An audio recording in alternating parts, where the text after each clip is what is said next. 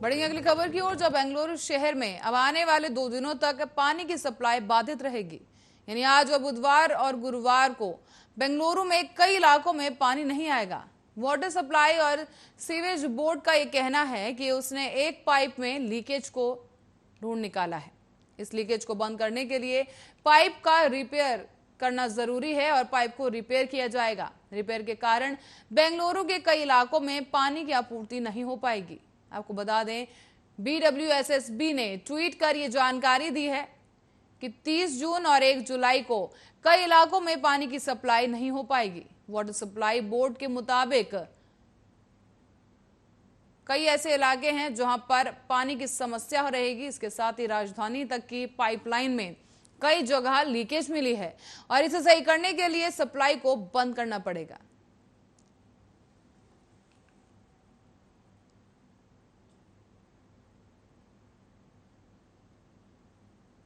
और आज सप्ताह के तीसरे कारोबारी दिन यानी बुधवार को शेयर बाजार हरे निशान पर खुला है। बॉम्बे स्टॉक एक्सचेंज का प्रमुख इंडेक्स सेंसेक्स 212.52 अंकों की तेजी के साथ 52,762.18 के स्तर पर खुला है। साथ ही आपको बता दें कि नेशनल स्टॉक एक्सचेंज का निफ्टी 61.90 अंकों की बढ़त के साथ 15,810.40 के स्तर पर खुला है। आज 1,553 शेयरों में तेजी भी दर्ज की गई, तो वहीं 554 शेयरों में गिरावट सामने आई है।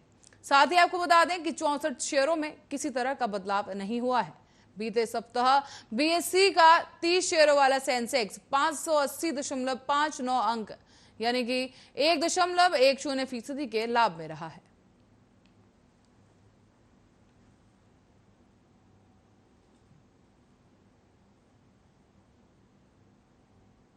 और नई दिल्ली खाना पकाने वाले तेलों की बढ़त के मामले में जो है खबर सामने आई है, जहां पर खाना पकाने वाले तेलों की जो कीमत है उसमें भी अब बढ़ोतरी को रोकने के लिए मोदी सरकार ने एक अहम फैसला किया है। सरकार के विदेश से आयात होने वाले पाम तेल पर लगने वाले आयात शुल्क को घटाने का ऐलान कर दिया गया है।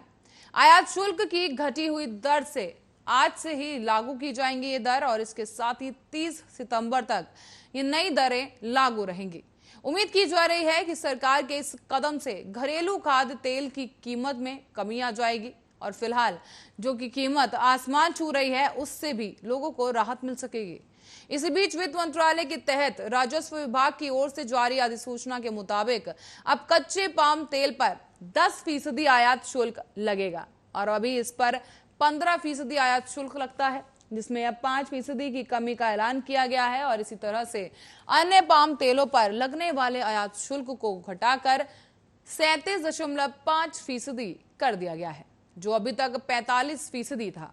इसका मतलब यह है कि अन्य पाम तेलों के आयात निःशुल्क में 7.5% की कमी की गई है।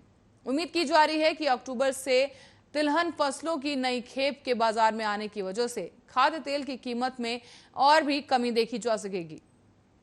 जानकारी के मुताबिक किसानों की हितों को ध्यान में रखते हुए पाम तेल पर घटाई गई दर 30 सितंबर तक लागू रहेगी ताकि घरेलू तिलहन फसल की कीमत प्रभावित ना हो सके।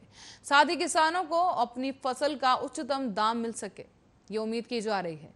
इसी बीच घरेलू फसलों की अच्छी कीमत बरकरार रखने के लिए 30 सितंबर के बाद पाम तेल पर लगने वाला आयात शुल्क एक बार फिर बढ़ा दिया जाएगा।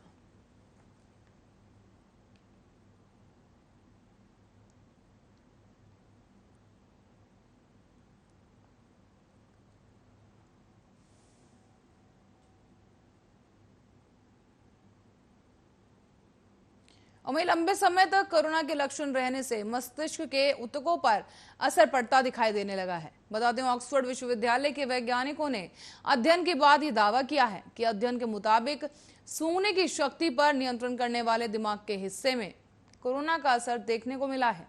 इसमें जिन गंभीर मरीजों में लंबे समय तक कोरोना के लक्षण रहे उनके दिमाग के उस हिस्से में ऊतक सिकुड़ गए हैं। इसी बीच शोध में यह भी पाया गया कि 40,000 लोगों के मस्तिष्क के स्कैन की बारीकी से जब जांच की गई तो उनमें से 728 को 2 समूह में बांटा गया।